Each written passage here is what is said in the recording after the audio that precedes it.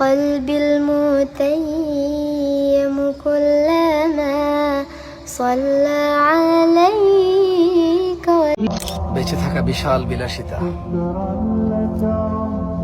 বেঁচে থাকা এমন বিলাসিতা, বেঁচে থাকা আল্লাহর এমন নিয়ামত যে মানুষ সুবহানাল্লাহ বললে আসমান আর জমিনের খালি জায়গাটা নেকিতে পরিপূর্ণ হয়। মানুষ আলহামদুলিল্লাহ বললে নেকির পাল্লা ভারী হয়ে যায়।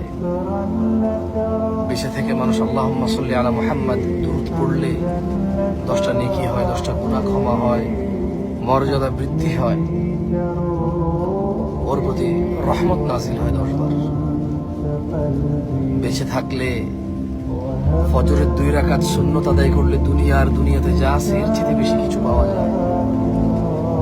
বেঁচে থাকলে ফজরে 2, জোহরে 6, মাগরিবে 2, ইশায় 2, মোট 12 রাকাত সুন্নতে মুআক্কাদা পড়লে আল্লাহ সুবহানাহু ওয়া তাআলা জান্নাতে ঘর তৈরি করবে। যে ব্যক্তি প্রতিদিন 12 রাকাত সুন্নত আদায় করবে তার জন্য আল্লাহ একটা করে ঘর নির্মাণ করবে। সুবহানাল্লাহ।